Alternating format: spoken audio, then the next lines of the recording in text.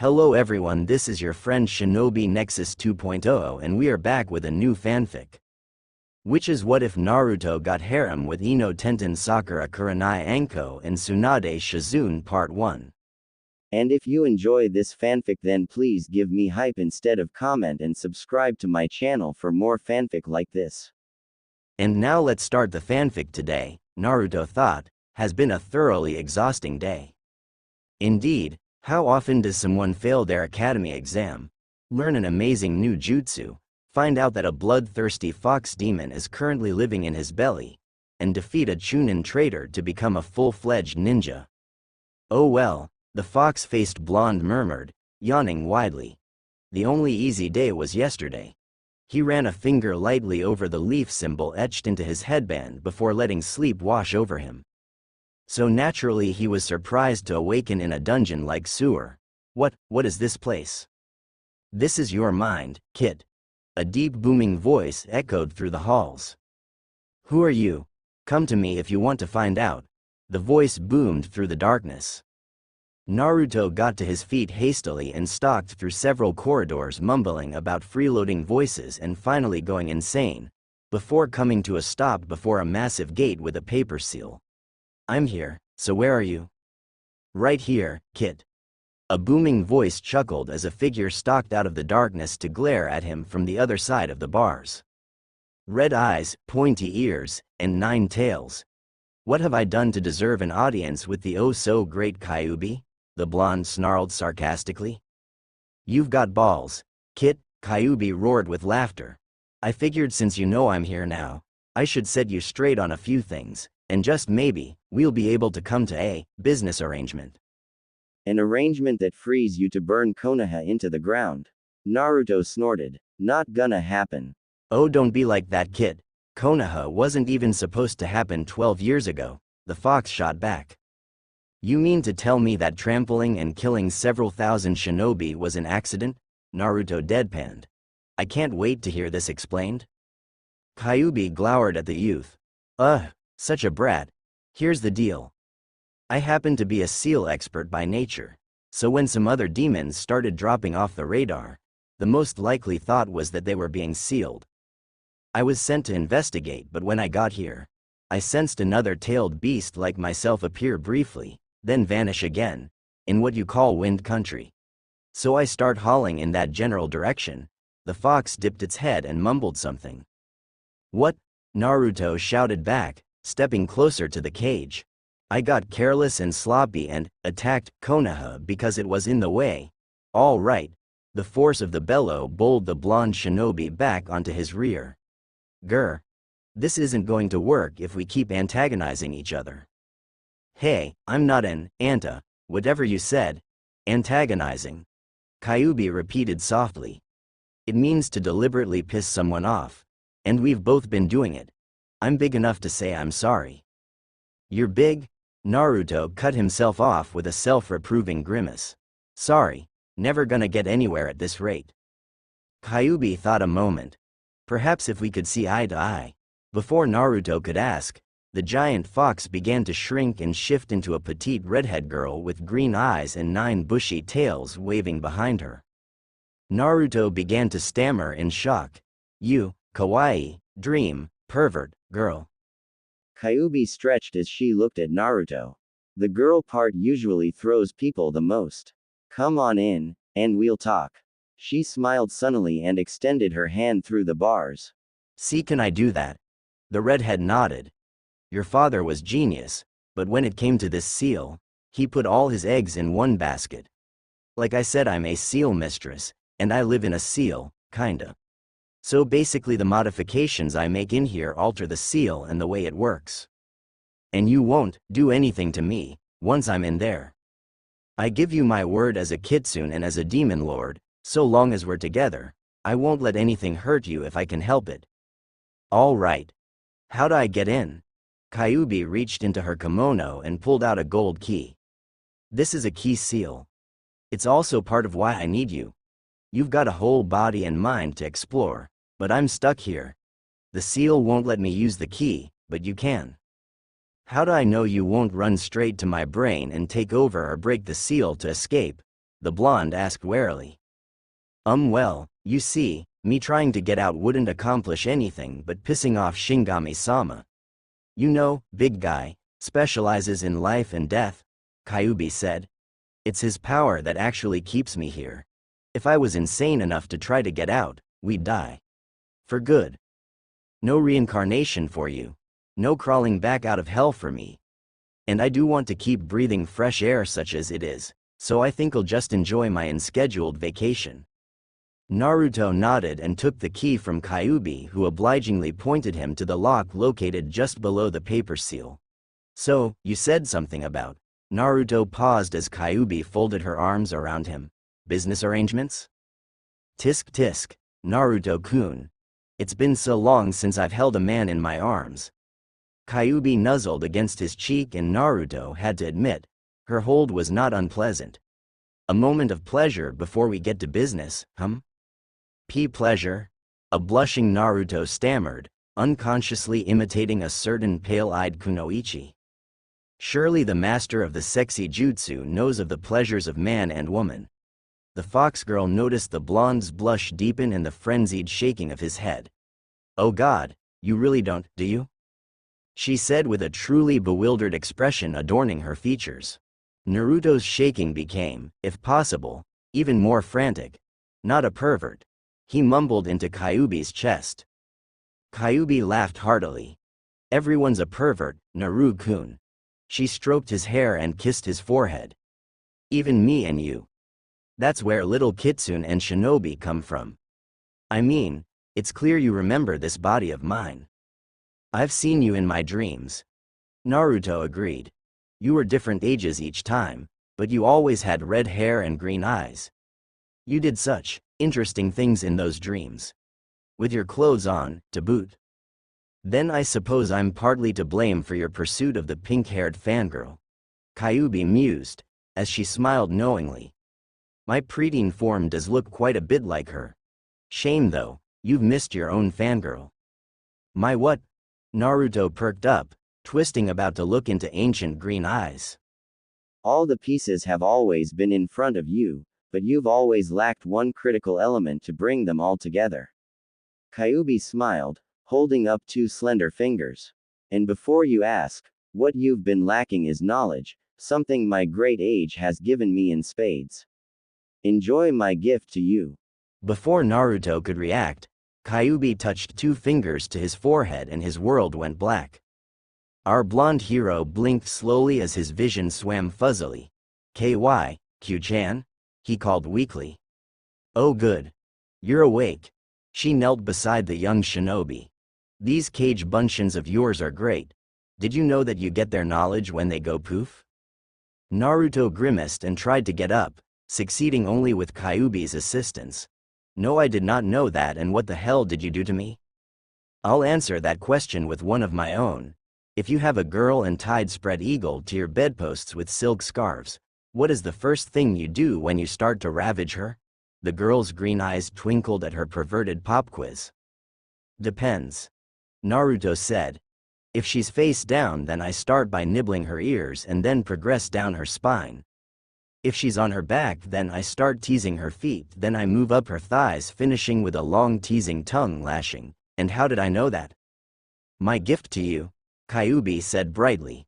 I gave you all the knowledge I have of in relationships. Shouldn't having several thousand years of furry porn stuffed into my skull done massive brain damage? Naruto deadpanned with a flat stare. Ah, there's my insubordinate kit. Kyubi grinned. To answer your question, this is why I mentioned shadow clones. I sent a few dozen to get the lay of the land, and nearly half of that to the file room. What is the file room? Naruto asked, finally managing to get to his feet under his own power. Simply put, a mess. The redhead grimaced. The file room is the repository of all your conscious knowledge, and even before I dumped all those new files in, it was wrecked. I have my clones in there, filing things properly, essentially reorganizing your brain, but it will take some time, maybe a day or two, so don't be surprised if you're forgetful or spacey for a short while. Nobody will ever know the difference. Naruto giggled before growing serious. Q-chan, They're never gonna let me become Hokage, are they? The fox's formerly jubilant manner deflated in seconds. It's possible given who your father was, but honestly, not very likely. That's the second time you mentioned my father. I know I didn't just appear here, so tell me, just who is my father? The only shinobi to hold his own against me in combat. Kyuubi smiled a wistful grin. Naruto, your father was Namikaze Minato, aka Konoha's Yellow Flash, aka the fourth Hokage. Naruto stared dumbfounded. Are you sure? Your two chakras are like mirror images of each other. Kyuubi confirmed. Besides, the look in his eyes, he was willing to sacrifice a few, namely you and himself, to stop me from hurting a lot more, but he couldn't very well ask someone to give their child if he wasn't willing to give up his own. Yeah, I kinda thought that. What with you being inside of me, I still wanna grow strong. Kyuubi was shocked. To what end, Naruto? I still want people to see me as more than just you, he said in a voice that made Kyuubi's heart break. Does that make sense? You're tired of being just the demon brat, is that it? The fox asked as Naruto nodded. Of course you are. Who wouldn't be? You know Naruto. I bet if you could confirm who your father was. No, Naruto said firmly. I will make my own way through my own strength and hard work, not my father's. Fair enough. The redhead replied. Although, what would you do with that power? Well, seems to me I got three choices. I can protect the things I care about. You're off to a good start that way, after what you said to Mizuki tonight, Kyuubi mused. Naruto nodded. My second choice is to make people fear me. Possible. The fox said cautiously. But not really your style. Your general temperament does not lean towards fear. Then that leaves me with the choice of making people respect me for my power, the blonde mused. Ah, so if you can't gain respect for yourself, then you want to be respected for what you can do. Kyuubi tapped her chin sagely. So what will you do, if your dream of Hokage is beyond your grasp? I want to become the strongest shinobi in the elemental countries. The young shinobi mused. But, all that power means nothing if I have no one to share it with. I think all that furry porn is affecting your brain, Kyuubi teased. Naruto looked up with no trace of humor in his sparkling blue eyes. I want to become the greatest lover the world has ever known. The preteen fox girl broke out in laughter, but it died away the moment she set her eyes on Naruto's face. You're really serious. Noting serious face. Kyuubi stared at the blonde intently. So who's the lucky lady gonna be? I dunno. But realizing now that I have little to no chance of prying Sakura off Sasuke's, it's best I took my romantic attentions elsewhere other that abusive pink-haired tart, he said with venom. Kyuubi smiled as her kid realized half of the wisdom her imparted knowledge brought him. Why don't you get some rest, Naruto? I realize we didn't get to talk about business tonight, but we'll have time another night. I guess I have been here a while. Naruto mused. What will you be doing while I'm gone? Well, you haven't been here that long, since time moves considerably slower in here than it does outside. Kyuubi smiled. As for me, I have a whole body to explore. We'll see if I can't make you tick a little better. Now go on, get out of here. We'll talk tomorrow night. Naruto was about to protest when sleep claimed him. The day dawned bright and clear as Naruto snuggled back into the warmth of his bed, feeling two strong arms wrap contentedly around him. Wait a second.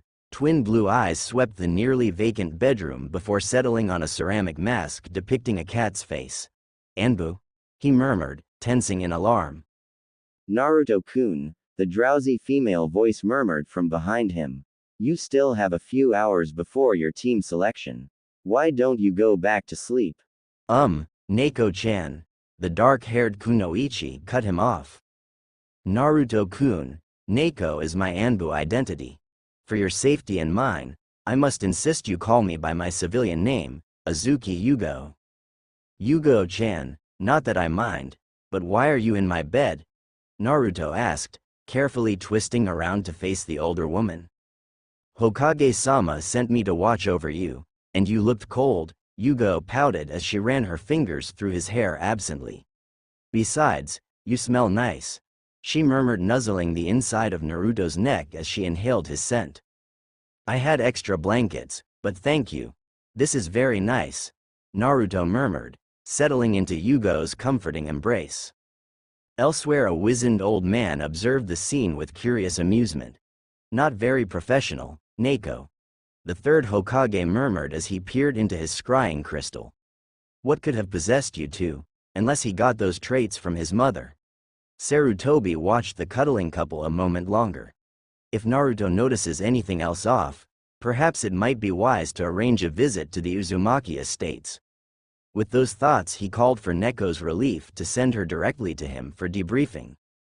2 hours, a ramen-free breakfast, and a pleasantly crowded shower later, the last caused by Yugo's insistence of watching over Naruto and her need to clean up before donning her Anbu attire once more, the pair stood in Naruto's shadowed hallway away from prying eyes. You will be a great man, Uzumaki Naruto, the dark-haired Kunoichi murmured, tying the blonde's hayate firmly about his forehead. And I hope to be there to see that greatness. With that, she tipped his head back and pressed her lips firmly to his own. For luck, she ran her hand across his whisker-marked cheeks before fixing her mask upon her face. For both of us. Naruto stammered. Neko-chan. Neko lightly pressed a slim finger to his lips, silencing him. If you wait much longer, you'll be late, Uzumaki-san. Neko chuckled mirthfully as Naruto shook himself from his stupor and hopped nimbly out of his window, roof-hopping to the academy as Neko ascended to the roof to meet her relief, an Anbu in a bear mask. Hey, running late again? Bear chuckled. Anyway, Neko, Hokage-sama asked me to send you to him for debriefing. Neko nodded calmly as the pair went their separate ways, but couldn't help but feel some trepidation at this change in her routine. Naruto slid the classroom door open and slipped inside with a comfortable time margin, thanks to some careful shortcuts. It feels like my mind is clearer, Naruto thought, surveying his classmates. But Q-chan said that reorganizing my mind would take a couple of days. So either she got done sooner than we thought or she did something else. Naruto's thoughts were interrupted as his eyes fell on a pale-eyed Kunoichi, Hyuga Hinata. The only girl in class who isn't crazy about Sasuke. Damn it. How could I not have seen that? Naruto mentally slapped himself. All the pieces have always been in front of you, but you've always lacked one critical element to bring them all together. Isn't that what Q-chan said?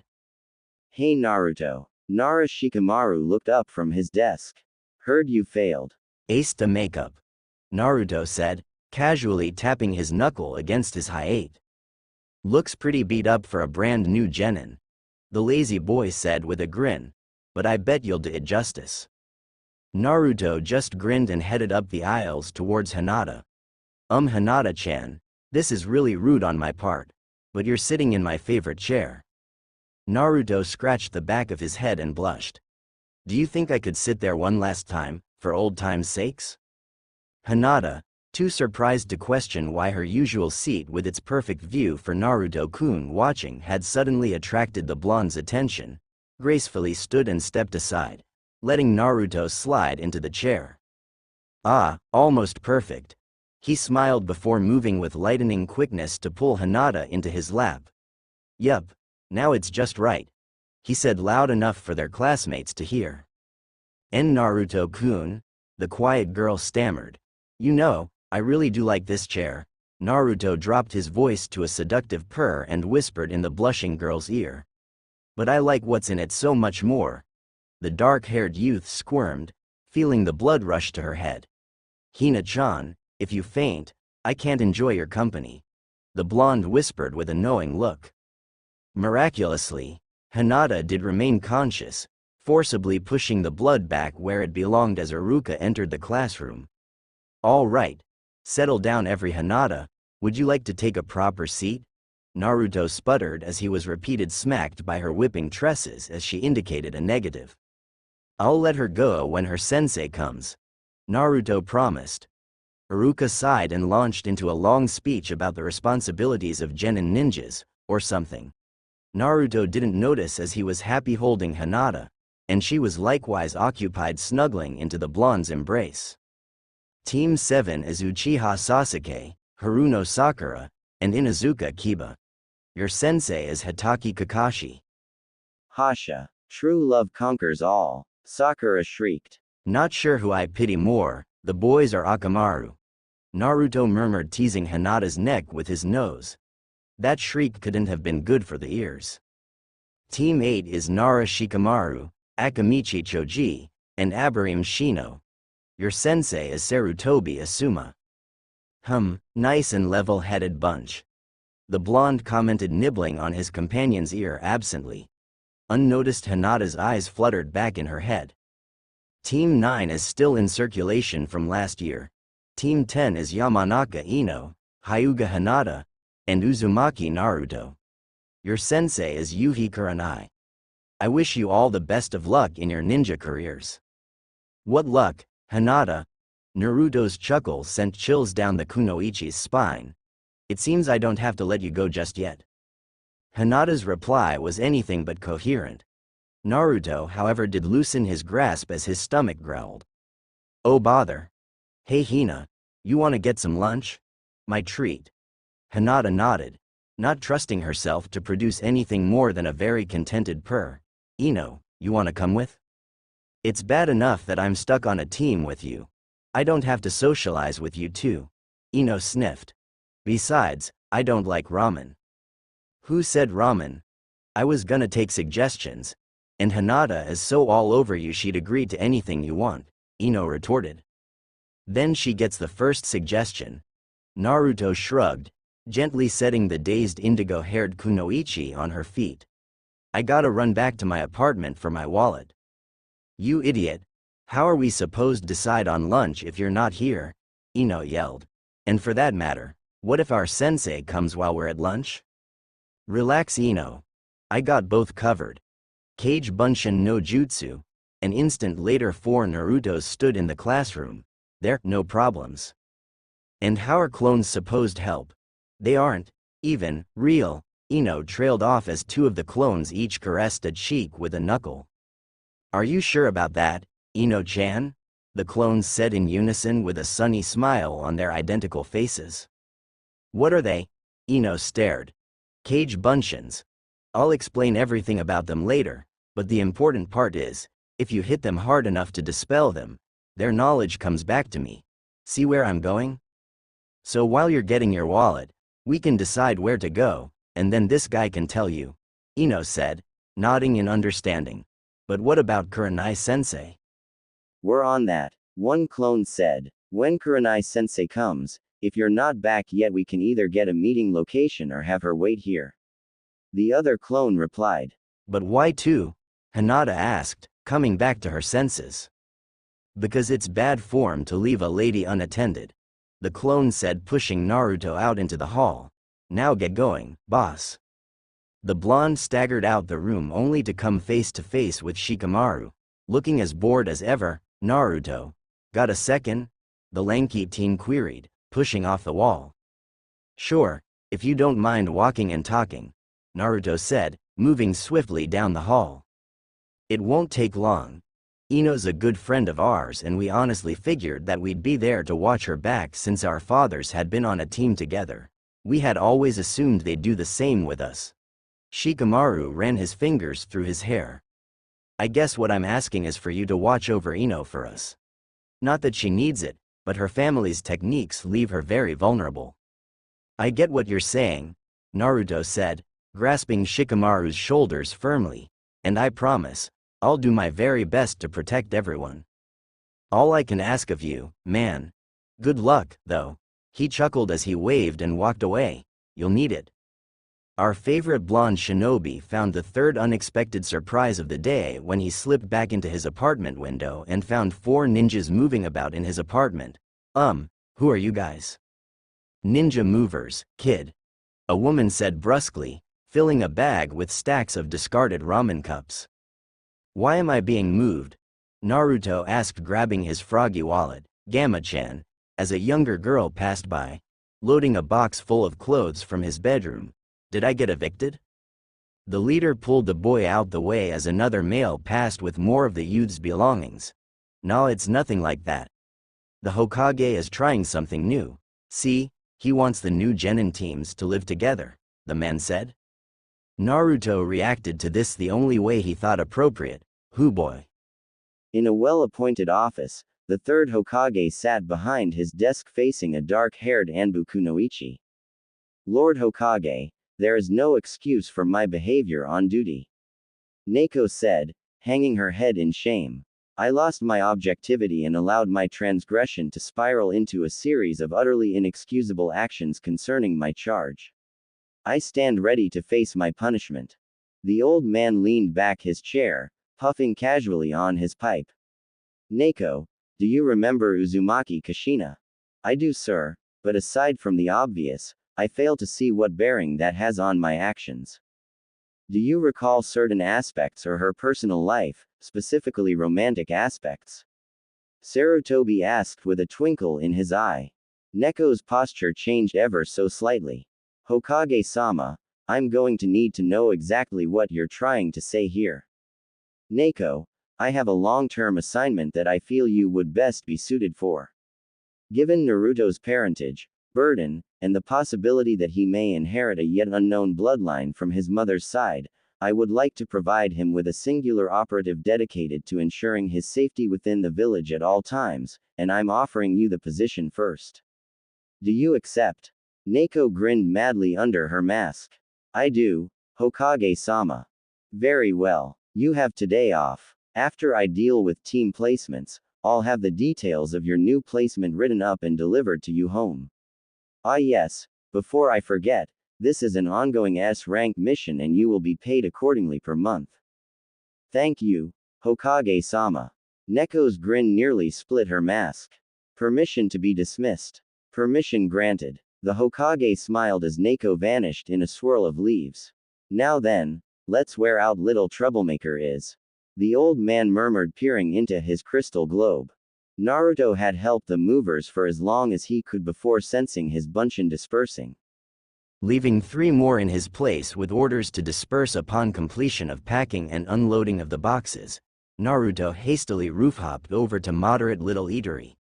Unfortunately, this eatery liked nothing more than to throw him out on his ears, preferably in the back garbage dumpster. Sucking it up, Naruto threw together a simple nondescript shinobi transformation and slipped inside to sit next to his teammates.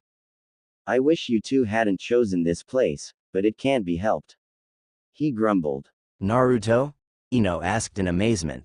Is that you? Yes, and keep your voice down, he hissed, darting his eyes around. I'm not exactly the most beloved citizen in Konoha. If you, Hinata began only to stopped by the disguised Naruto. Hina-chan, you may think this is mean, but I really think this is for your own good, he said sternly, looking the heiress in the eyes. I forbid you from speaking unless it is in a clear, confident voice. No more stuttered mumbles around us. Okay. Hinata nodded. Good. Want to try again? If you knew you weren't accepted here, why didn't you tell us? Hinata said flawlessly. Because the list of businesses and stores that will accept Uzumaki Naruto is sickeningly short. The disguised youth said. The waitress took their order and Naruto frowned at Ino's small portion. What? Ino snapped. I'm on a diet. You're not going to be at your best on missions if you don't eat right, Naruto said, gazing out the shop's front window. Like you have room to talk, Mr. All I eat is ramen, Ino mumbled as the waitress brought their drinks. I know how to eat properly, Naruto hissed, narrowing his eyes at the blonde Kunoichi. However, due to circumstances beyond my control, I don't always have that luxury. Stop it, you two, Hinata pleaded. This isn't the way teammates are supposed to act. I'm trying, Hina-chan. I'm reaching out. I'm trying to meet you guys halfway, but Ino won't even entertain the thought that I might be more than a dead last loser. Why should I, Naruto? Ino snapped back. You'll never be as good as Sasuke, right? Naruto returned fire without hesitation. Tell me something, Ino. Has Sasuke ever given a damn about anyone or anything but power? Has he ever spared the slightest bit of emotion to anyone? A smile, a nod, a good morning greeting, anything? Sasuke's different. Ino spat. His family, I know. Naruto cut her off. But at least he had a family. Hell, anybody in the village would have been willing to adopt him. I was born with nothing. I must have had parents, but they both long gone before I could talk. Hell, the orphanage threw me to the cold streets when I was 5. I guess they wanted me dead that badly, though it wasn't for the first time. I may seem to be happy all the time, but I'd trade a lifetime of happiness for 5 minutes of family memories. But Sasuke, Ino was losing steam quickly. Tell me something, Ino. Naruto shifted in his seat, letting his gaze focus on nothing in particular. Now try to be honest, if not with me, then at least with yourself. Are you in love with Sasuke, or the image of Sasuke? Ino sat speechless a long while before the disguised shinobi snapped back to attention. She's there. We'll have to get this to go. Team 10 hastily made their way back to the classroom, carrying takeout boxes. Sorry we're late, Ino said. Naruto-kun treated us to lunch and the service was very slow, Hinata added. I wanted to hop the counter and box it myself, Naruto said, dropping his disguise. Hey Ino, the clone reached into bright orange jumper and pulled out a folded bit of paper. Lazy-san wanted me to give this to you since his team left before you got back. Ino took the paper as the clone poofed away. Lazy-san, the blonde girl questioned. Probably Shikamaru, Naruto said. He asked me to watch out for you, since he can't be there himself. Like I can't take care of myself? Ino snapped, tucking the note away in her weapons pouch. Shikamaru believes you can. I believe you can do better, but neither of which changes the fact that your family techniques leave you physically vulnerable. Naruto shrugged. And speaking of techniques, please don't go into my head. There are some things best kept private. Before Ino could respond, the exotic red-eyed woman before them spoke up. Now that that's all covered, you are Team 10? The 3 genins nodded. I am your sensei Yuhi Kurenai. Please follow me to training ground 14. The 3 genins nodded, casting a brief glance back over his shoulder at Team 7, or more specifically his former crush Sakura. So over it, he mumbled, rolling his eyes at his stupidity in taking so much punishment, both physically and emotionally, from the pink-haired girl. Hina-chan is so much more emotionally attractive than that thing. Naruto thought, at a loss for a word that accurately described his ire for Sasuke's #1 fangirl. Swinging his head around to take stock of his teammates, the young blonde began examining them through the filter of thousands of years' worth of experience. I wonder just what my dear Hina-chan is hiding under that bulky coat. I bet I gave her quite a bit of accidental frustration. Our hero grinned foxily. Maybe it's time I start to do it deliberately. What's so funny, Naruto? Ino asked. Just thinking of how to turn my prankster skills to effective ninja traps. Naruto lied, grinning so widely his eyes squinted shut. The blonde kunoichi blinked in surprise. That actually makes sense. I'm the same person who painted the Hokage faces in broad daylight and didn't get noticed until I was done. Then I outran and outwitted a mob of Chunin, Jonin, and Anbu ninjas before Iruka-sensei caught me. Don't you think that means I might have some higher-than-average stealth skills at least? Ino fell silent as the 3 kunoichi pondered this point, and Naruto opened his eyes and gave Ino a subtle but appreciative once-over. One thing I gotta say about fangirls, they certainly do take care of themselves cosmetically. The demon container thought merrily. And those long legs, I wonder how they'd feel wrapped around my head as I made her scream my name. Although I'm sure I could put those luscious lips to a much more practical use. Naruto-kun, your nose is bleeding, Hinata murmured discreetly. Arigato Hina-chan. Naruto replied discreetly, swiping away the trickle of evidence to his perverted thoughts as he turned his attention to his sensei. Love the wild hair. It looks like she just got up from a really good night in the sack. Have to see if I can make it wave any wilder some morning. Just have to remember not to shred her dress. Treat her like a Christmas present, that's it. Unwrap her nice and slow. Having stopped to get something to eat for their sensei, the quartet settled down under the trees of the 14th training ground and ate their various meals in silence, even as their sensei wove the genjutsu that would be their penultimate exam for entry into the ninja world. Naruto, wake up. The fox-faced shinobi mumbled as a gentle hand shook him awake. Kurenai sensei. The teenager mumbled, rubbing his eyes as he sat up. Where are the girls? They had to head home, and it's time you did the same. Kurenai stood and extended a hand to pull the young shinobi to his feet. Come on, I'll walk you. My first team meeting and I slept through it, Naruto moaned. Ino's gonna think I'm an idiot. All we did was some small talk, just getting to know each other. Kurenai assured him. I'm Yuhi Kurenai, Jonin Kunoichi. Naruto smiled, understanding how this was supposed to play out. I'm Uzumaki Naruto, Genin Shinobi.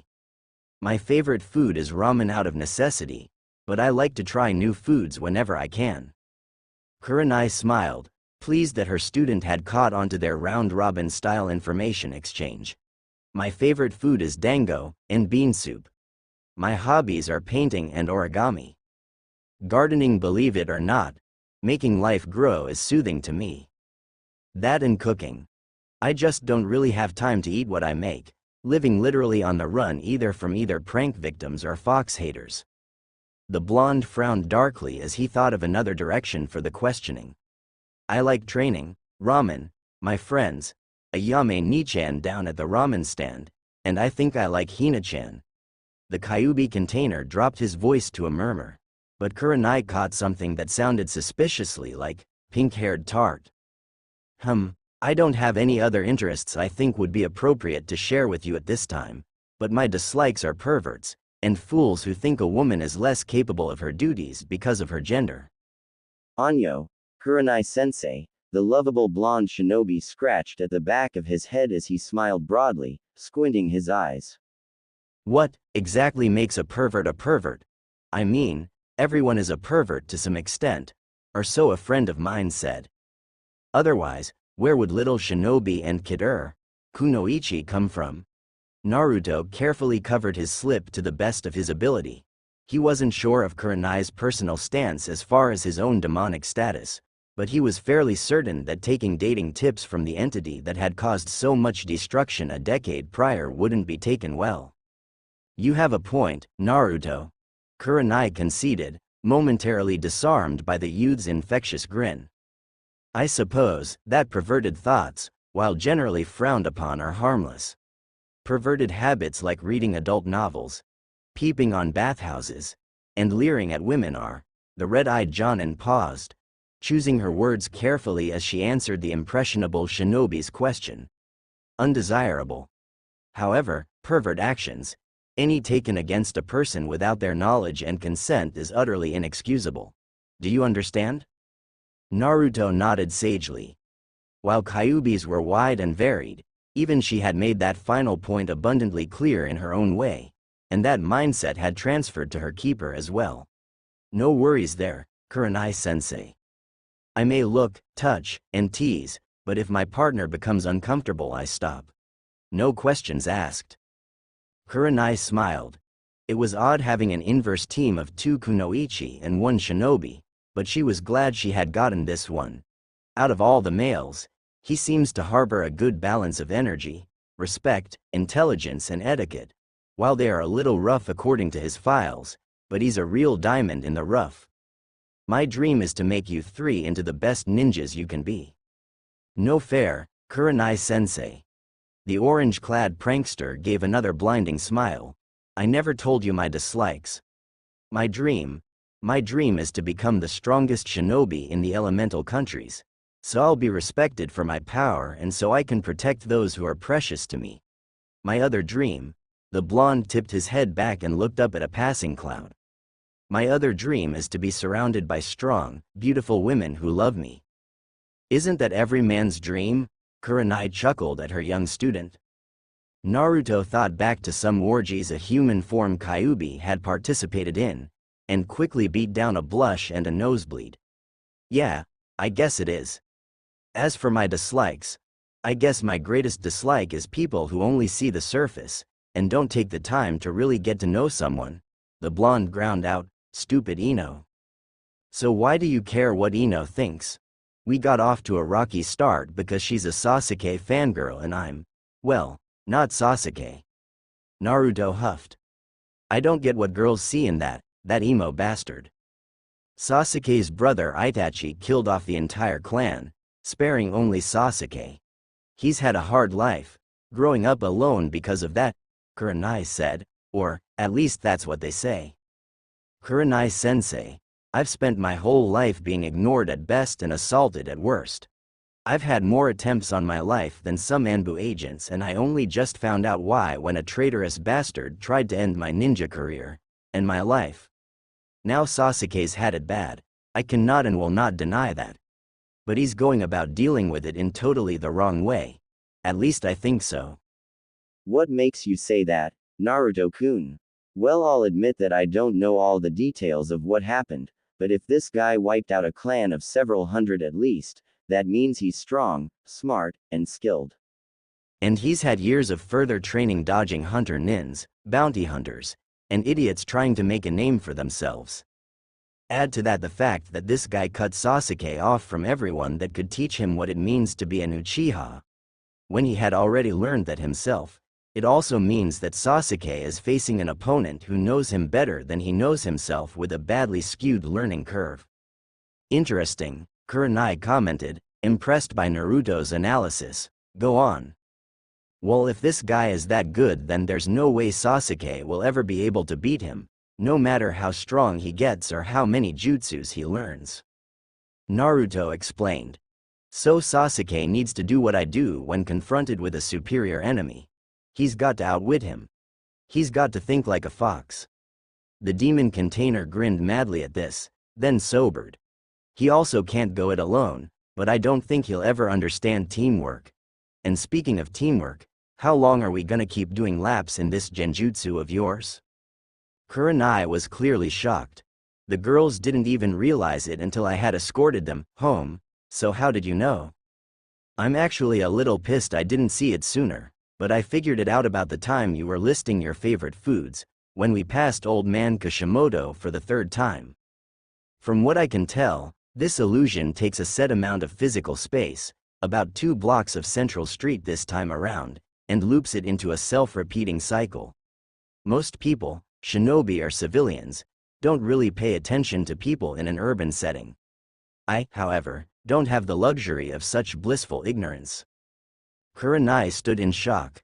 Naruto, the supposed dobi of the academy, had unwittingly completed her test, and he'd done so faster than his female teammates. Well, you are right, Naruto. This is both a genjutsu and a test to see if you're ready to become true genin. Naruto murmured, looking at his red-eyed sensei, and the academy test? That was a skill assessment, Kurenai explained as she flashed through hand seals and the illusion world wavered. All right, you three. As you know, Konoha's strength lies in our unity. To that end, you must use unity to escape this illusion. Your teammates are here, even if you can't see them or hear them. Rely on them as they rely on you and break my spell. Crap. Naruto thought darkly. Genjutsus are my absolute worst thing ever. Think, Naruto. In the academy you learned that an illusion can be dispelled by pain, but all those damn beatings have given me an abnormally high pain tolerance. Okay. I can't see or hear the girls. Tasting them really isn't practical, so that leaves me with smell. The blonde shinobi thought a moment and channeled his chakra to his nose in an attempt to heighten his senses. A deep inhalation brought him Hinata's familiar scent, which he used as a beacon to search for the dark-haired girl. His efforts were rewarded a moment later as his olfactory search ended in a collision with his unseen teammate. Found one, he cried gleefully, moving his hands up to where he suspected Hinata's shoulders should be. Kurenai chuckled as her shinobi gently captured his dark-haired teammate's hands in his own, before kissing the back of each unseen hand. Hinata, focus. Naruto, Play later, okay? She admonished the pair as Hinata blushed furiously at the attention. Find Ino or you're all going to be spending the day running in circles. Naruto started stroking his chin thoughtfully. His nose was so full of Hinata's scent that finding the less familiar scent of Ino would be almost impossible for him. Good thing it's not just me in this test, he thought, hastily tracing an eye on the back of Hinata's hand. The young heiress quickly activated her Byakugan, much to Kurenai's amusement. What good is that going to do you, Hinata? The girl looked first at her free hand, then at the other hand held by her crush, and finally the blonde himself. Despite all the people in the illusion, there are still only 4 chakra signatures. Hinata grinned as she gently tugged Naruto towards their missing genin. Well played, but you must all release the genjutsu at the same time, otherwise it'll just latch onto you again. Clever. Naruto murmured, taking Ino's hand as the 2 kunoichis completed the circle. Naruto gave each girl's hand 3 quick squeezes before opening his hand wide, meaning count to 3, then release. Hinata, however, got a second command in the form of an opened hand and a downward pointing arrow traced against the back of her hand, delivered with a gentle tug on her arm. When we release, pull my arm down was the silent message. Game time then. Tense muscles contracted once, twice, 3 times. The air was rent with twin feminine cries of Kai, and the sickening pop of forced skeletal alteration. As the illusion shattered, revealing Training Ground 14, the 3 women stared in awe as Naruto stood there nursing his freshly dislocated shoulder. That hurt, he seemed surprised. Ino chose that moment to break out of her stupor. You just dislocated your shoulder and that's all you have to say? Why the hell didn't you just release it like any normal ninja? They taught that in the academy. Naruto nodded. You're right, they did. Now think back to that day if you can and remember what happened. Ino thought hard, casting her mind back to their academy days. XX flashback XX. All right, class. Today we'll be covering genjutsu, the ninja art of illusion. If you ever find yourself caught in an illusion, it can be broken in 3 ways. The first is by forcibly reintegrating yourself with reality.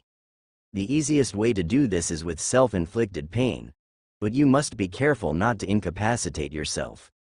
Escaping a genjutsu does you little good if you can't defend or escape from subsequent attacks. Any questions? Several hands raised, including a patiently silent blonde in the back rows. The instructor didn't see it that way. Uzumaki, why are you constantly disrupting the class? But sensei, I don't want to hear your excuses. Uzumaki, get out. The red-faced senior nin pointed furiously to the door and Naruto trudged dejectedly from the lesson. XXN flashback XX. You don't know how, do you? Ino whispered in realization. You raised your hand to ask a question and they threw you out. Naruto grimaced and before using a nearby training post to force his shoulder back into its socket. It was so long ago, I don't even remember what I was gonna ask. I'll see if I can help you with that, Ino said quietly as the other blonde arched an eyebrow.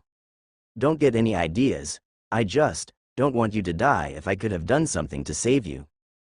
Kurenai decided now was the best time to drop the big bomb.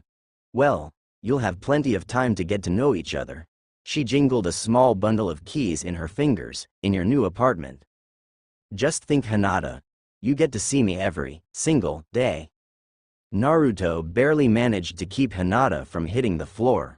Kurenai sat with the other Jonin sensei gathered round the Hokage's desk. So what do you think of your teams? Kakashi, surprisingly, was the first to speak. Given the way Kiba kept leering at Sakura and Sakura was fawning over Sasuke during our introduction, putting those 3 in the same house is a nightmare waiting to happen. The cycloptic ninja gave a smile under his mask that caused his single visible eye to mimic his mouth's action. However, unless they can pass their survival test tomorrow, that won't matter. You sound almost as if you're planning to fail them, Kurenai said. I don't see much of a team dynamic between them, that's all, Kakashi said. The Soul Kunoichi snorted. You're just afraid you'll actually have to, oh, I don't know, start teaching your students, and maybe give up your reading during lessons. She's got you pegged there. Asuma laughed. Anyway, Shikamaru, Joji, and Shino all seem fairly level-headed. It'll be interesting to see how their skills balance out. I'm surprised I wasn't given the Yamanaka girl as well, considering the success of their father's generation. I must confess my own curiosity as well, Kurenai said. The teams seem somewhat haphazard, lacking purpose as it were. That is understandable, and I will gladly give you an explanation, but first Kurenai-san, your thoughts. My team is unique. While Hinata is an obvious scout, and Ino can gather information straight from the enemy's minds, I believe that Naruto has the greatest potential of the three, Kurenai said. Naruto? The academy dead last? Kakashi's lone eyebrow rose as Asuma snorted. You must be mistaken. Is she? The third asked with a mischievous glint in his eye. Perhaps our newest Jonin is better at looking under the surface than our famed copy Nin. All right, Kurenai. Why is a clanless orphan with no ninja experience better than the heiress of a major clan, or a kunoichi backed with generations of experience? Kakashi asked. He isn't. Kurenai smiled, but you just said, Asuma began. That he had the most potential. Kurenai grinned. Not that he was neither better nor worse than anyone else. Though he does need a lot of help when it comes to genjutsu. You tested them already? The Hokage seemed pleased. How did they fare? They passed stunningly, both my test of detail and the test of unity. Kurenai beamed. Naruto actually realized he was trapped before the girls did. That still doesn't explain your reasoning. Kakashi murmured. Naruto has virtually no shinobi training. Which is exactly why I claim he has the most potential. Naruto's lack of training makes him a perfect blank slate. Kurenai explained. Hinata and Ino have both been born and trained into their roles, but I think I can help them expand that. Naruto meanwhile may be molded into anything from a ranged jutsu fighter to a scout too. I think you might be giving the boy too much credit, Asuma said. However, I must admit the logic behind it is infallible. And that, the Hokage grinned broadly as he leaned back in his chair, is exactly why I restructured the teams. While having a specialized team of trackers, for example, might be good for information gathering, scouts are not typically heavy fighters. As such, any information they may gather would be useless to us if it dies with them in the field. In short, you're worried that overspecialization will lead to their skills stagnating into predictable patterns? Kakashi nodded at the Hokage's wisdom. Kurenai took in this information. It also forces them to adapt their styles into something they may not be immediately familiar with. Ino is a prime example, as she likely trained most of her life to become the next generation of Ino Shikacho. Being forced to work with Hinata and Naruto will likely force her to think in a different way than she was trained. Asuma broke in at this point. There's still one thing I don't understand. Ah, yes. You want to understand the rooming arrangements, yes? The venerable old leader puffed on his pipe a moment. Kurenai, I believe your genin team had some concerns about this. Call them in please, so I may explain. The elder kunoichi nodded before moving to the door and beckoning her genin team in. The girls came first with Hinata supported unsteadily by Naruto. The former kept conscious by a nearly imperceptible motion by the latter. I'm gonna sit on the far side of Ino. Put Hina on your other side, and if she starts to faint, I've been pinching her side. Naruto spoke in a hurried whisper before slipping away from the kunoichi and taking his pre-planned seat. With all due respect, Hokage-sama, why are the teams living together? Ino asked respectfully. Yeah, old man, Naruto chipped in. We've never done that before. Naruto-kun, you should show the Hokage some respect. Hinata just barely managed to make herself heard. Louder next time, Hina-chan. He admonished the shy girl. But I'll let it pass as you didn't stutter. As for respecting the Hokage, he chuckled softly. He may be the most powerful ninja in the village, but he's still as human as we are. Besides, Everyone calls him Hokage-sama. Naruto pulled a most grim and dour face with the use of the title, one that reminded Hinata far too much of her father Hiashi. All day long, the poor man is reduced to a title. And worse still, it's not even his own title. He's had to share it with a bunch of other Hokages. While my chosen name may not be the most conventionally respectful, it lets Sarutobi-sama know that I'm talking to him, and not one of the faces on the mountain. Naruto finished his explanation with a slight respectful bow. The assembled ninjas pondered this reasoning a long moment before the Hokage spoke. As you know, other ninja villages have different customs than our own, obviously. The wizened old man began. Some of these customs are theoretically sound ways to allow teammates to form closer personal bonds that will aid them on mission. Others take a far darker, twisted path. The Hokage trailed off, staring at nothing in particular. Naruto grimaced at the pregnant silence that permeated the room. So you want us to live together, so we'll be better teammates? In part. The old man lit his pipe. I won't sugarcoat things. As ninja, you are being trained to ultimately take another human's life. The genin in front of him gasped. While we have trained you in the skills to kill, we didn't exactly teach you the skills to live. Hopefully, living in an apartment together will teach you more normal skills.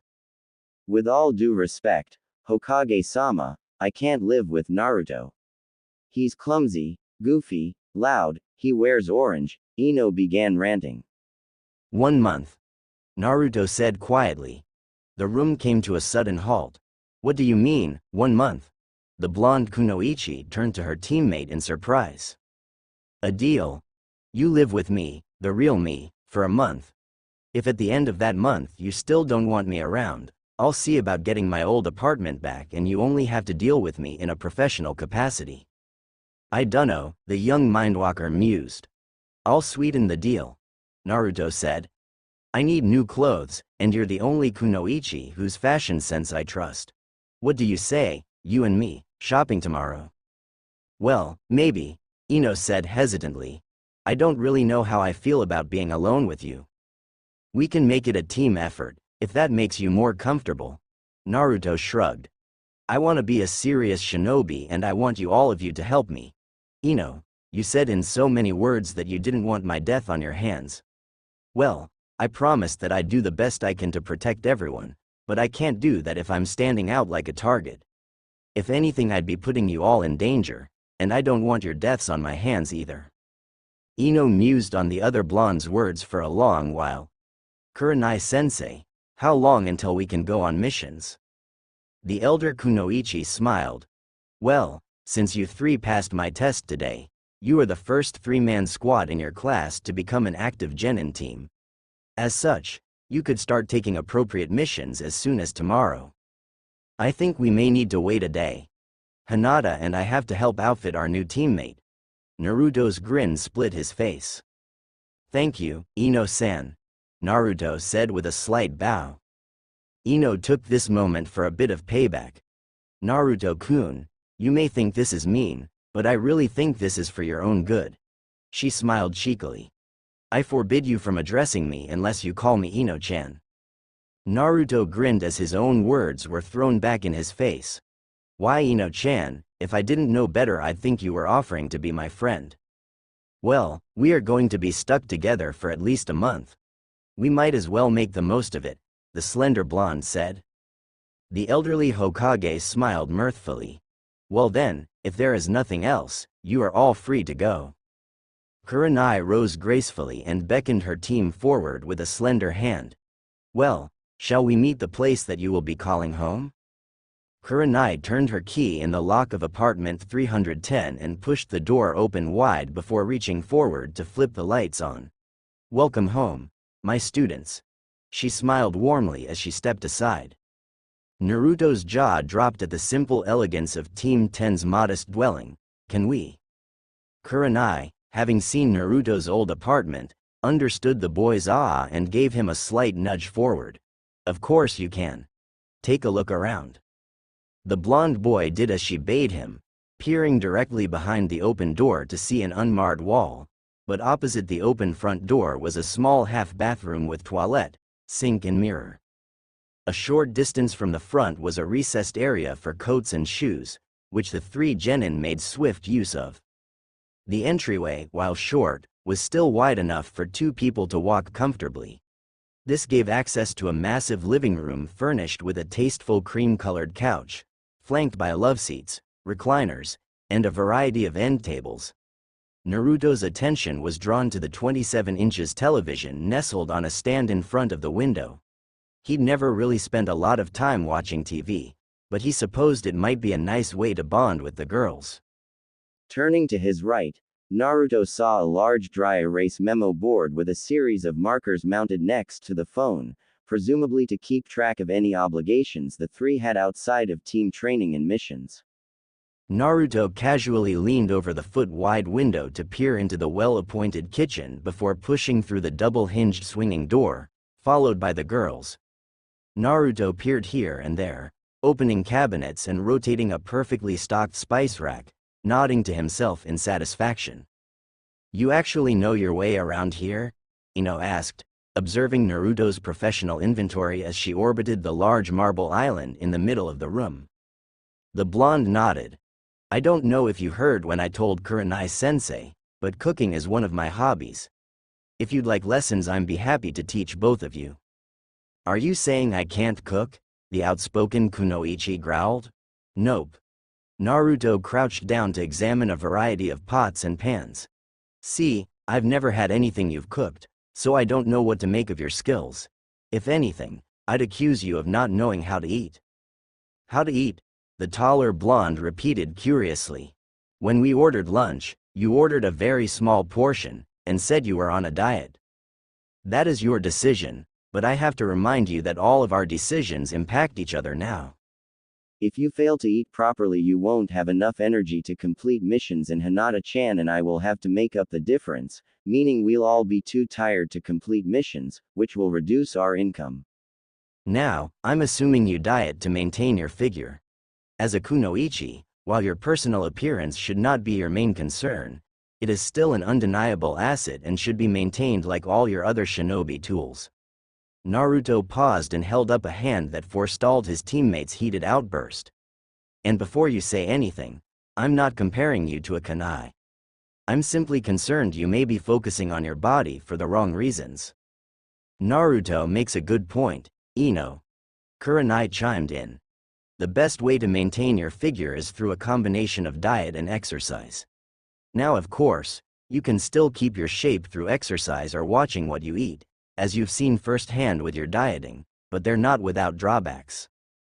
"I don't know," Ino mumbled thoughtfully. "I'll have to think about it." Hinata squealed happily as everyone's attention focused on her. "Sorry.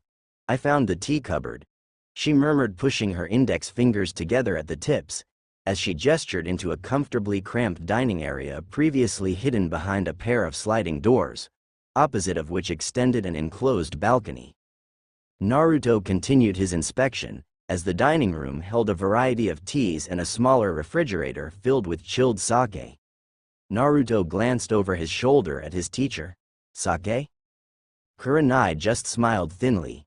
"Those headbands you wear mark you as adults of Konoha, and as adults it falls to you to take responsibility for your actions.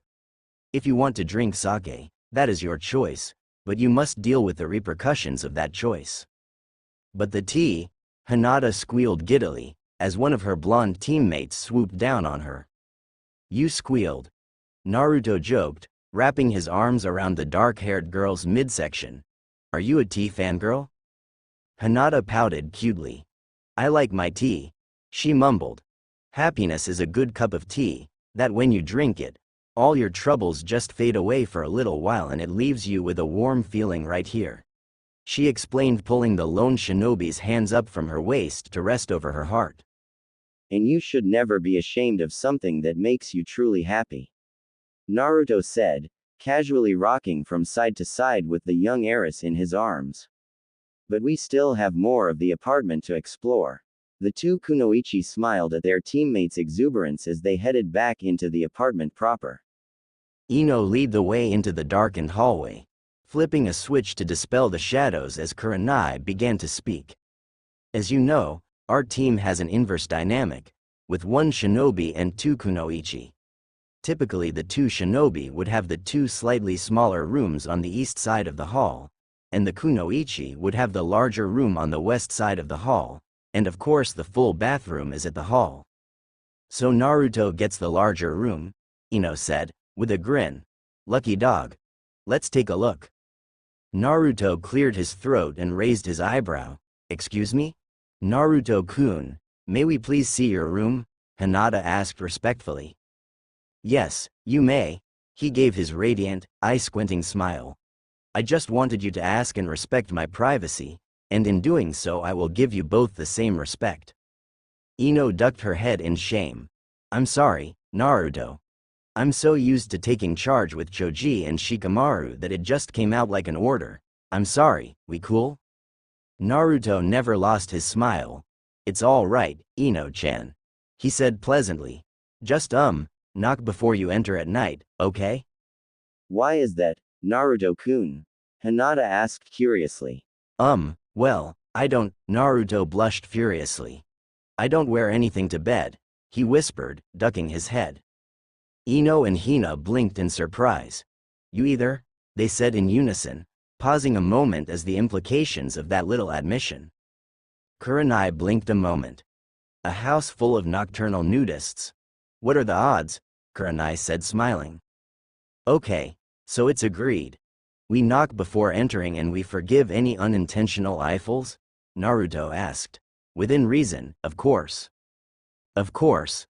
Hinata agreed hastily. Within reason, Ino replied cautiously. Well then, if all of our surprises are out in the open for today, let's see our new rooms. Naruto grinned again as he opened the door to a bedroom that put him in mind of a typical teenage girl. Like the rest of the house, it was painted in a gender-neutral ecru, with the predominant feature being a Western-style twin-size bed. Despite the fact that one wall was cluttered with his boxed belongings, the room was still easily navigable, with a sizable closet concealed by half a dozen louvered sliding doors. Wow, Ino-chan. I don't think I have enough money to fill this closet. Naruto, the first thing you must realize is that clothes shopping is never truly done. You just find a stopping point. Ino stared longingly at the empty closet as Hinata ran a hand over the mattress a second before Naruto playfully tackled her down to its springy surface. My own bed and a cuddly to boot. Naruto grinned madly as Hinata invented 7 new shades of red. Naruto-kun.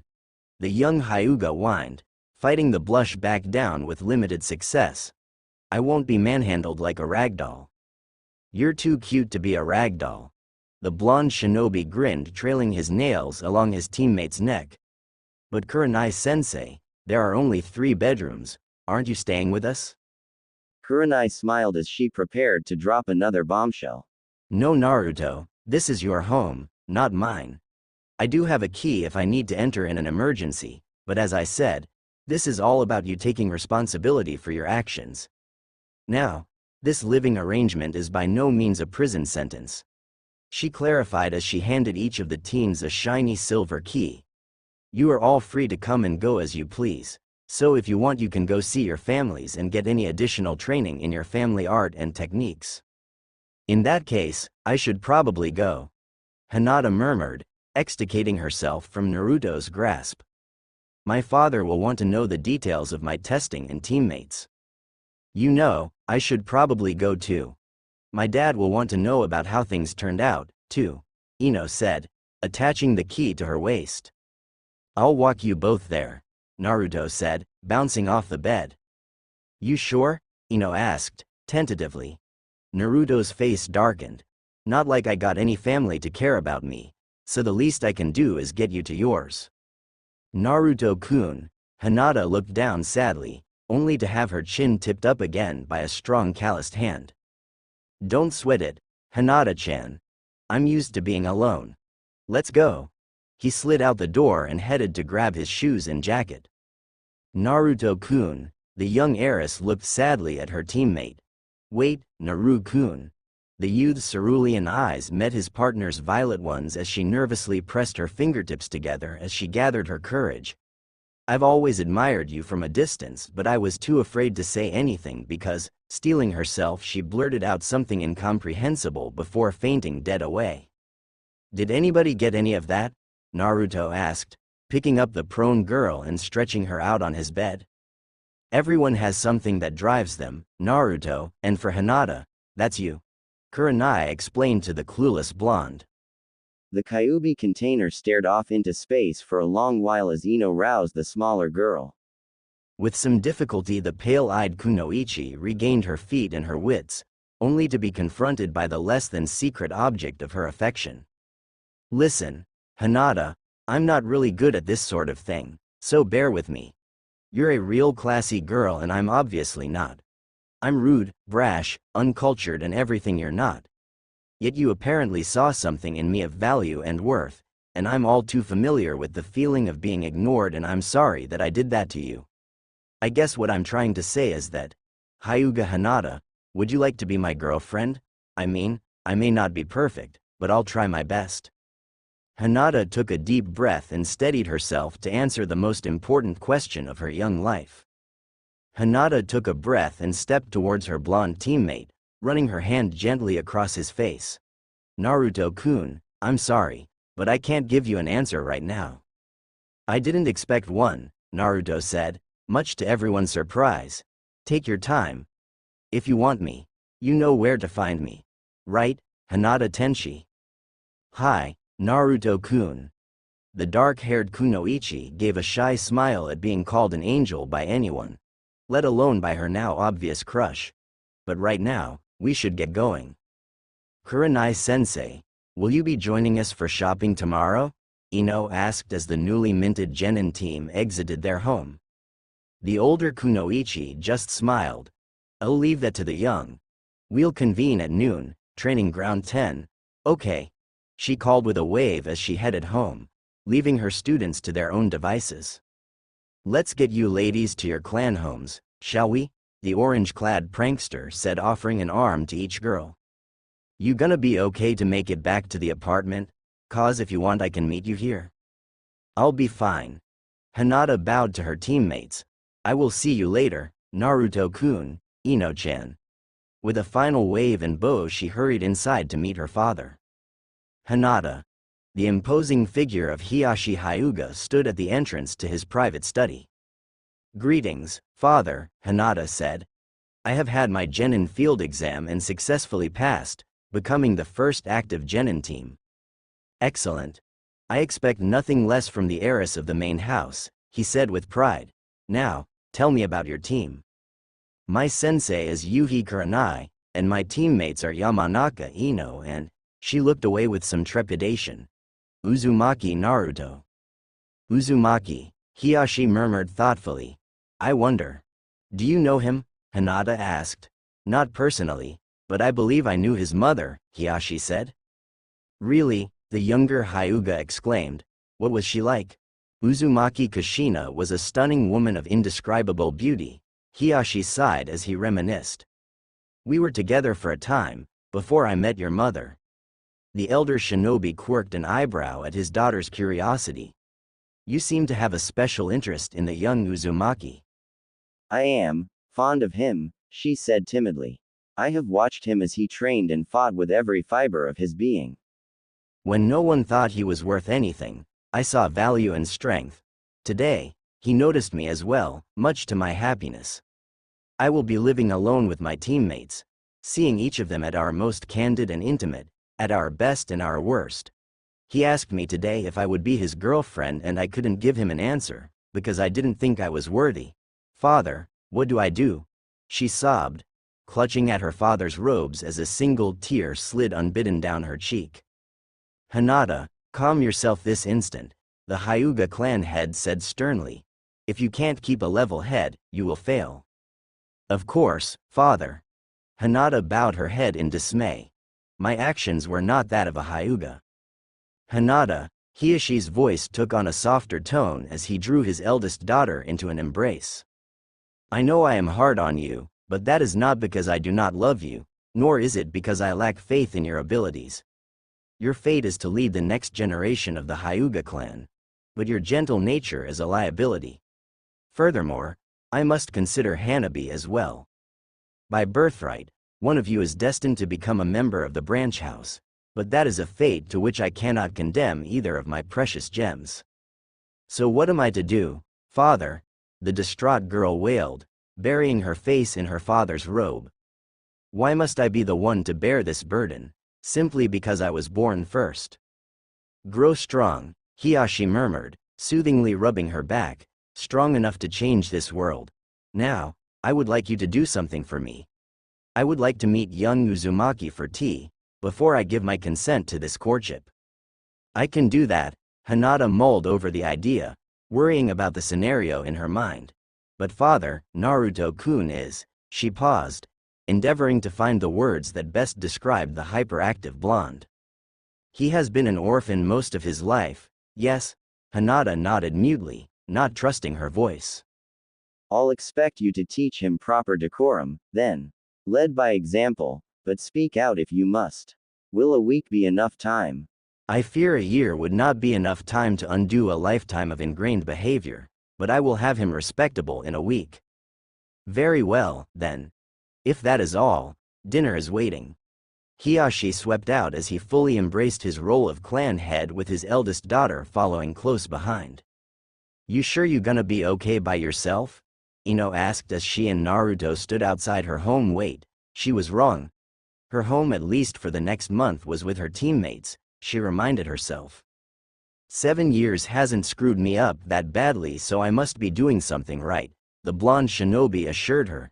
You want me to come back for you? Could take a while, she replied, shaking her head. I'll just have daddy walk me home. Why don't you go get some dinner and maybe take a bath? Are you saying I stink, Ino-chan? Naruto arched an eyebrow. I'm saying you live with 2 young ladies, and this might be one of your only chances to get the tub to yourself, because honestly, the day I share a bath with you is the day I stop chasing Sasuke-kun. Ino gave a flirty smile as she jogged up to the door. Besides, it's always better to go clothes shopping when you're clean. Now get. I'll see you later tonight if you're still up. Later, Ino-chan, Naruto exclaimed, bounding to the rooftops with a wave. As the blonde prankster alighted on the roof of the public library, a series of thoughts crossed his mind. He could make enough cage bunchins to turn a good-sized patch of forest orange without breaking a sweat. Those same cage bunchins brought their knowledge back to him when they dispelled. The library below him had lots of knowledge. Not enough to turn him into a genius overnight, but certainly enough to give him an idea of where to start patching the holes in his admittedly dubious intellectual portfolio. One decided course, a picked skylight lock later, and a river of fair-haired doppelgangers flooded the building.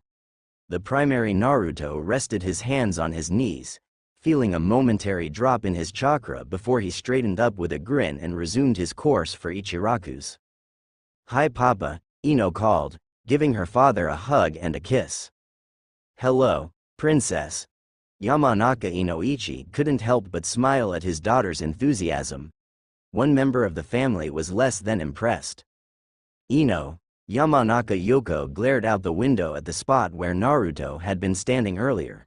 Why did you bring that thing here? That thing is a person, Ino spat viciously, and that person is my teammate, Uzumaki Naruto. He saw me safely home tonight, unless you like the thought of your daughter bleeding and raped in an alley somewhere. You will stay away from that demon boy, Yoko snarled. Tomorrow we'll see the Hokage and get you placed on a team with Choji, and that nice Nara kid. Not likely, Ino said. Naruto, me, and our third teammate, Hyuga Hinata have already completed our Genin field exam. We are the first mission-ready Genin team this year. Choji and Shikamaru may not even make it through the exams, and even if they do, rearranging the teams will totally negate what Hokage-sama planned for us. You sure you want to go through with this, Ino? The elder Mindwalker asked. You already know how to work with Shikamaru and Choji. You know what to expect. True, but so does anyone who studied your old team, Daddy. Ino said, as the family moved into the dining room. According to our sensei, Yuhi Kurenai, the Hokage wants to avoid over-specialization. Besides, I'm looking forward to the challenge of adapting my clan techniques to fighting with the Hyugas, Byakugan and Naruto's unknown abilities. You don't know anything about the boy at all? Inoichi asked. Only that he likes to cook, Ino answered, and he knows the Kage Bunshin no Jutsu. Inoichi arched an eyebrow. Pretty impressive, a genin knowing a Junin level technique. Do you know how many he's capable of making? So far the most I've seen him make is 3, when we were waiting for our sensei. But I think he might have been able to do more, because he didn't look tired or anything. The elder Yamanaka stroked his chin. One of the biggest dangers of the Kage Bunshin technique is that it splits the user's chakra evenly among themselves and the clones. If what Ino said is right, he split his chakra into quarters with no ill effect. I'll have to talk to Choza and Shikaku, but I think Ino may grow even greater with Naruto and Hinata than she could as part of Ino's Shikacho. I bet that nice Uchiha boy could do better, Ino's mother growled spitefully. Rather than reply, the younger blonde Kunoichi thought of the things Naruto had said to her throughout the day. Was Sasuke really all that she'd made him out to be? She found, with great trepidation, that it was getting harder and harder to say yes. After a tense meal in a hostile atmosphere, Ino was ready to bolt out the door. She gave her father a tight hug. Will you walk me home, Daddy? I thought you were home, Pumpkin, he replied. The Hokage wants us to live together, and I promised Naruto that I'd try living with him for a month, Ino explained as her mother paled visibly. You're going to be sleeping under the same roof as that abomination? She whispered. The younger Mind Walker, having had enough of the abuse heaped upon her absent teammate, struck back in a manner that would make the fox-faced shinobi proud. That's right, Mother. He actually sleeps across the hall from me. Be a shame if I left my door unlocked and he ravaged me. Although, maybe that wouldn't be so bad. Maybe I'll just slip in one night and save him the trouble. There was an audible gasp and a thud as her mother pitched over in a dead faint and hit the floor. Serves you right, you bitter old thing. Let's go home, Daddy. Inoichi was hard-pressed to keep from grinning. Kurenai was awoken the next morning by a flurry of knocks on her apartment door. Rubbing the sleep from her eyes, she opened the door. Apologies, Kurenai-sama, but Hokage-sama asked me to fetch you right away. Kurenai grumbled silently, beckoning the Chunin messenger inside as she started to dress. It concerns your genin team. Kurenai dressed faster and set off for the Hokage's tower at a run. The black-haired woman burst hastily into the old leader's office. Is something wrong with my team? She panted. I believe so, the Sandaime Hokage answered as he gestured to his omniscient scrying crystal. The scene the concerned duo observed was disconcerting, to say the least. Team 10 was seated around the table, a pot of steaming tea centered between them. The trio of confident teenagers of the day before was gone, and in its place were 3 youths, with totally different demeanors. Ino held her teacup in 2 badly shaking hands. Hinata's hands kept opening and closing spastically as her eyes darted everywhere, searching for threats, and Naruto glanced back and forth between his 2 agitated teammates, tea in one hand and a kunai in the other. Hinata straightened suddenly, causing the entire group to tense. Anyo, I have to use the bathroom. Without words the 3 rose as one and moved to the nearer half bathroom at the front of the apartment. Naruto stood tensely outside the door with the kunai clenched in his fist as the 2 kunoichi slipped silently inside. He jumped slightly as the toilet flushed and the faucet ran briefly. The trio regrouped in the narrow hallway as the fox-faced boy searched the girls' faces for some mysterious sign. The young women nodded slightly and the boy relaxed his posture ever so slightly. I think, Kurenai said softly, that we need to be there rather than here. The old Hokage nodded and the pair vanished in a swirl of leaves only to reappear outside Team 10's apartment. Who's there? Naruto barked sharply as Kurenai raised her hand to knock. It's Kurenai, Naruto. The scarlet-eyed Jonin called back softly in an attempt to soothe her subordinate's ragged nerves. Is it all right if Hokage-sama and I come in? There was a long moment of silence before the lock released and the Jinchuriki cautiously swung the door open. Come in. The senior nins walked inside, both noticing as the veins around Hinata's eyes faded away to normal. They had Hinata use her Byakugan before they let us in. Kurenai realized with a frown. Would you like some tea? Ino offered, her voice barely above a whisper. The new arrivals nodded and fresh tea was poured for all. The group drank in silence for several moments. Then Kurenai spoke softly. So, are you guys all right? You seem kind of restless this morning. She rested a hand gently on Hinata's shoulder, only to have the pale-eyed girl flinch away. Short night, Naruto mumbled into his cup, warily eyeing the exchange between sensei and student. Bad dreams, Ino added, wrapping her hand smoothly around Hinata's hand to provide the distraught girl some measure of comfort. I've found that night terrors often impart an urgent message, the Hokage murmured wisely.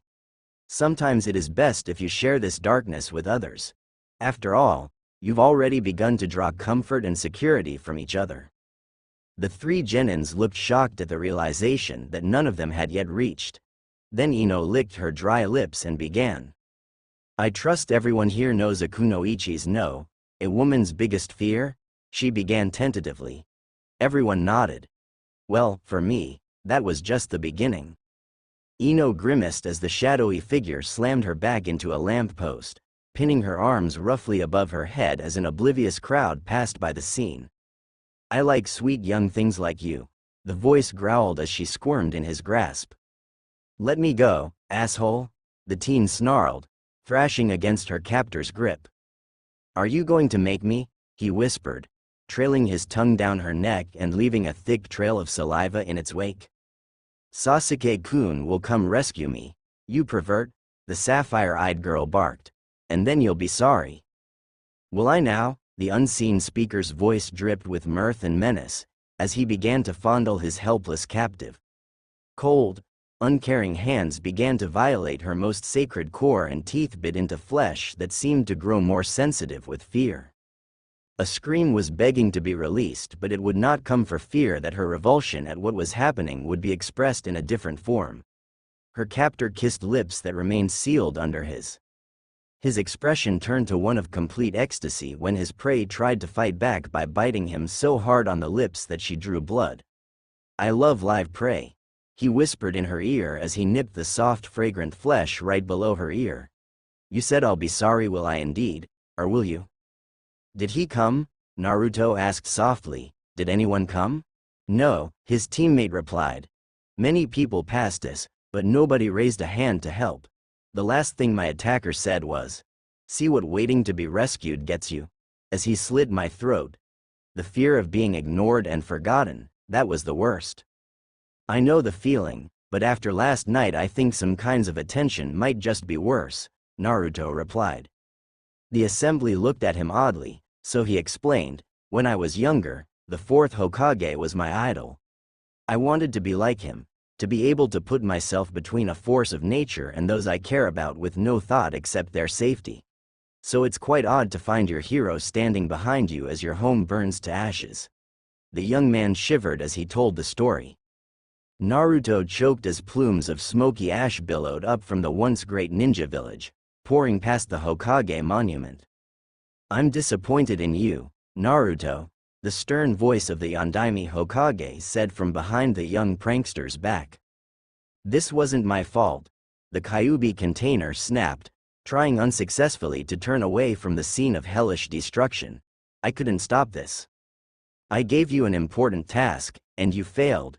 You asked too much, I gave all I could. I asked nothing more of you than I would expect from any other villager.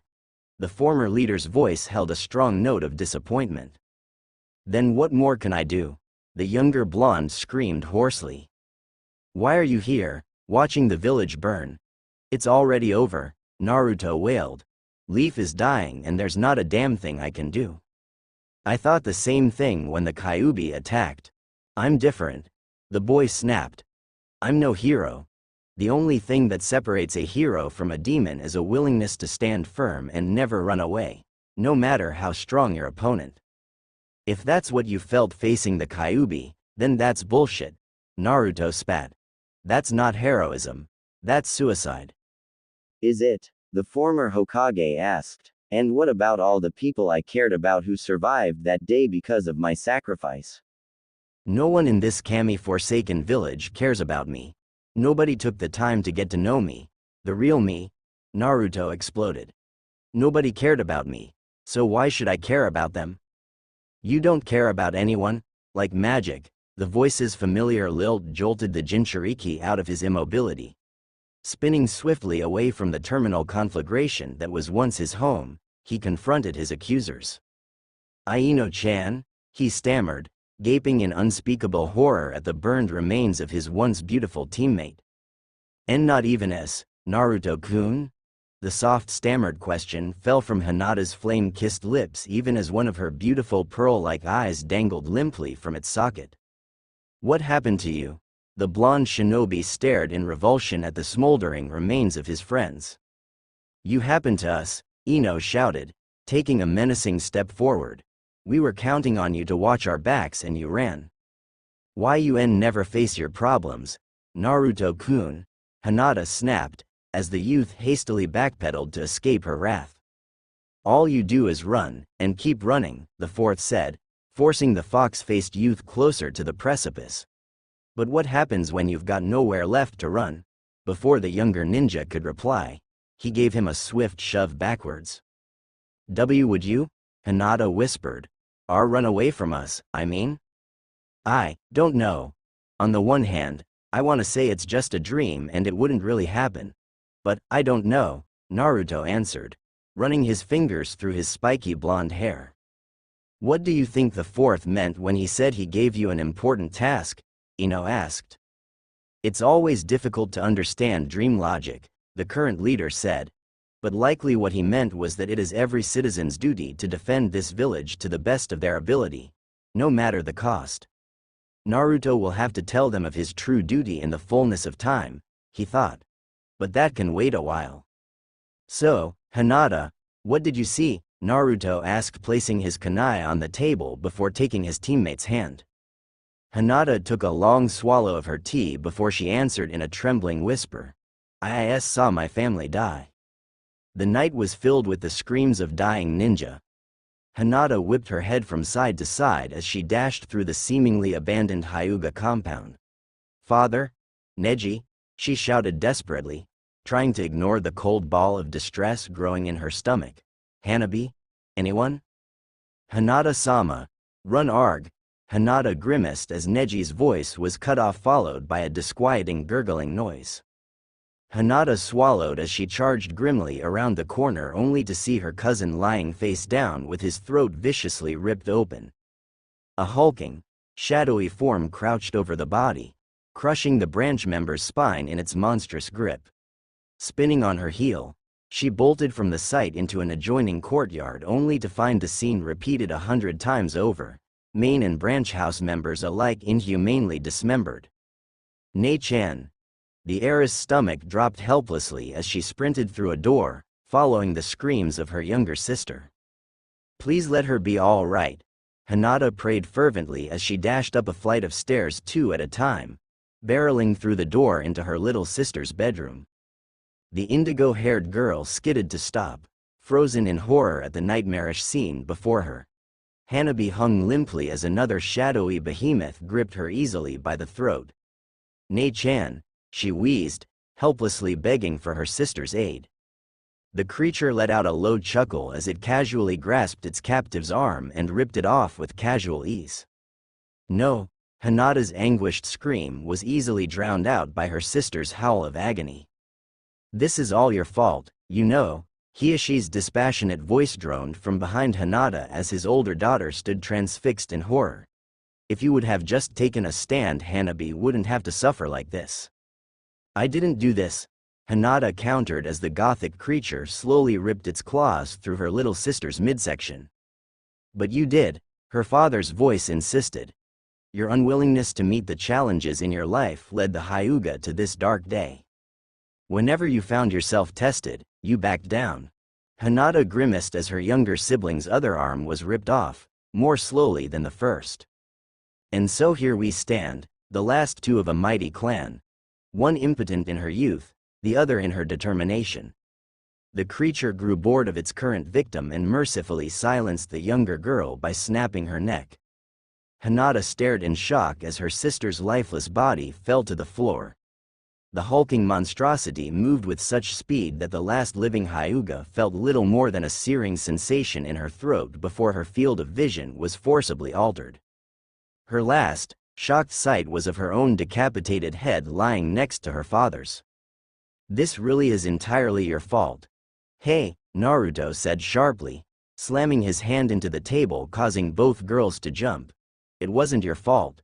It's just a creepy nightmare." "Even if you do run from your problems?" Ino asked quietly. "Or wait to be rescued?" Hinata murmured. "Or keep backing down," Kurenai said, carefully observing her unstable charges. "No more."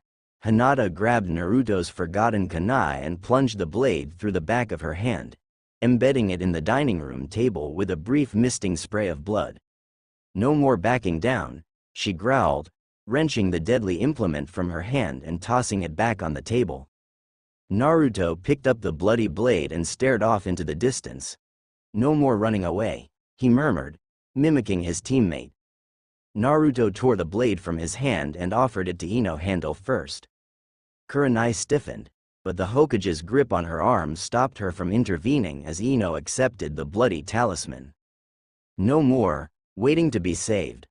Her voice was barely audible, but her hand moved with the same dedication her teammates had shown, slicing through flesh and drawing blood without hesitation. She freed her hand and grasped Hinata's as Naruto wrapped his hand around the pair, completing the bloody union. "For good or for ill, we are Team 10. Brother, sisters, lovers and friends." Hinata spoke next. "Bound in wool through blood and steel, we do not bow, we do not kneel." Naruto picked up next, his voice as soothing and lyrical as his female teammates. "We face our fears, our sins atone. We stand together, we'll not die alone." Three voices rose together in a single cadence. "The bonds are forged, the calling done. The strength of three with the heart of one." Naruto blinked slowly and was the first to speak in a hushed whisper. "What the hell was that?" "I don't know," Ino said in a panicked tone. "I just said the first thing that came to mind, and then I couldn't stop." "It is not uncommon for a new team to have a phrase or saying that binds them together," the Hokage said soothingly. "My students, the legendary Sannin, had such a phrase, as did your father's team, Ino. They went on to do great things, as I believe you will. But now, perhaps it would be best if we dealt with those kunai wounds, eh?" The genin stared in shock at their still joined hands. "Oh yeah," Ino murmured, making no move to separate from her teammates. "I drove a kunai through my hand, didn't I?" "Which was a very reckless thing," Kurenai scolded gently as she returned from the kitchen with 3 wet hand towels.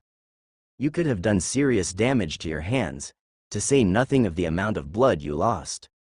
Now, Kurenai," Sarutobi interjected. "We all do reckless things when we're young. But if everyone is all right, I really should be getting back to work." "What time is it?" Hinata asked. 7:45, the Hokage answered politely. Naruto's eyes bulged comically. "The library opens in 15 minutes, he exclaimed, frantically forming a now familiar cross-shaped handseal. "Kage Bunshin, release." For a moment, nothing happened, and then the blonde prankster fell to the floor screaming in pain.